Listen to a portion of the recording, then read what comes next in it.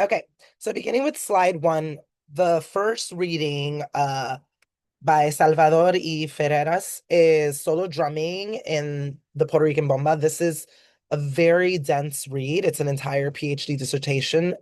It is there for you to engage with. I don't expect you to have enough time to read an entire PhD dissertation and get through the course in a week. So it's there for you to continue returning back to.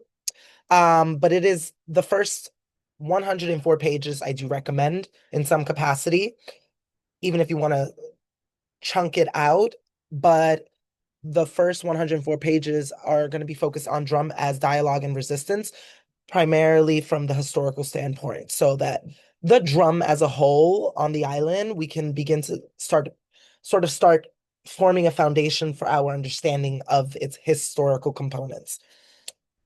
His analysis of bomba drumming reveals how musical improvisation operates as a form of conversation between drummer, dancer, and community. Each beat and rhythmic shift embodies a living dialogue rooted in African musical traditions. Indeed, African traditional traditions. Can't stress that enough. Where improvisation becomes both personal expression and political statement. It's also going to look at the specific communities, neighborhoods, and families that have helped keep bomba alive. In the context of this course, this work grounds our understanding of bomba as more than a performance, but as a site of resilience born from experience of enslavement and colonialism. The solo drummer's choice, mirroring the acts of agency, self-definition, echoing later through genres like reggaeton. Okay. You're then going to be moving on to corporal sounding, listening to bomba dance, listening to Puerto Rican by Jade Power Sotomayor. The body as archive and instrument. It focuses on the reframing of bomba as an embodied listening practice where sound, movement, and identity interweave.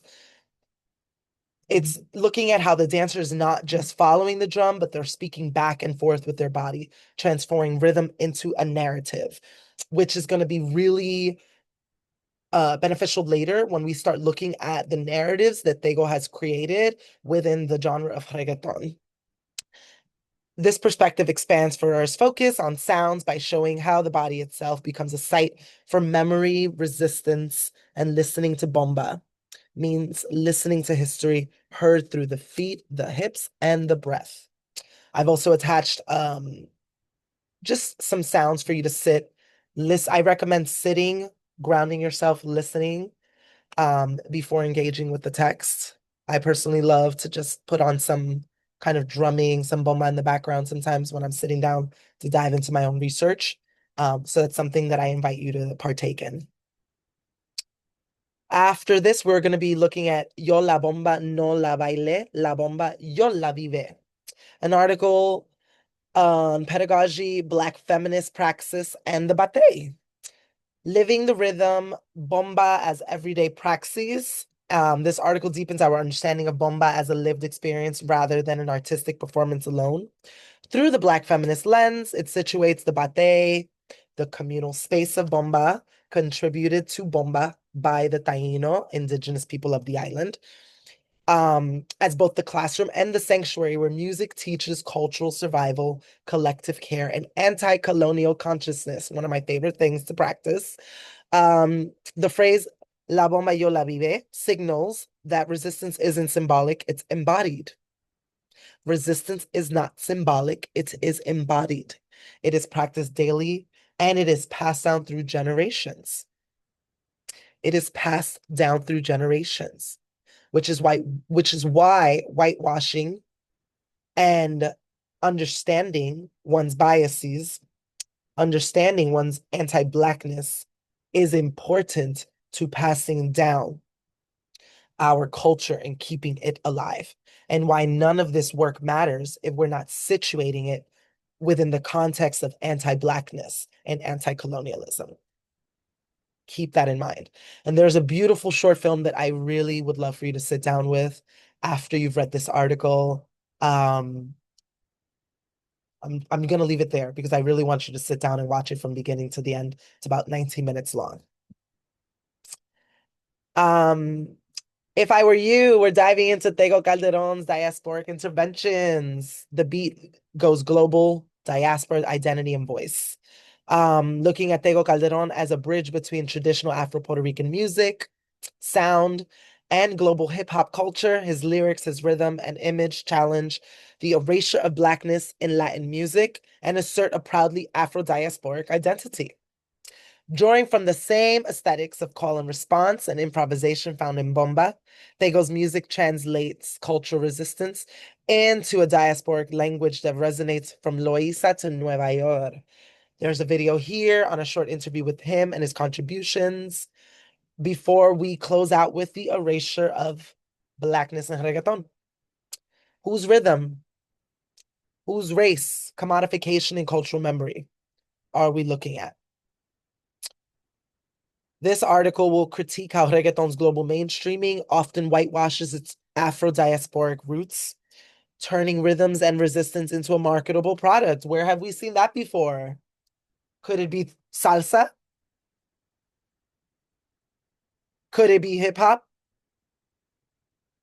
Could it be every other style of music created by Black bodies?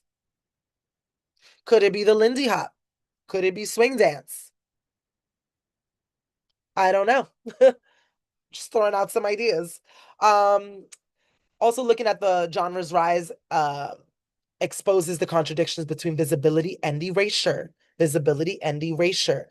People in high places do not necessarily assert us a seat at the table. Celebration and exploitation. This analysis brings the course full circle.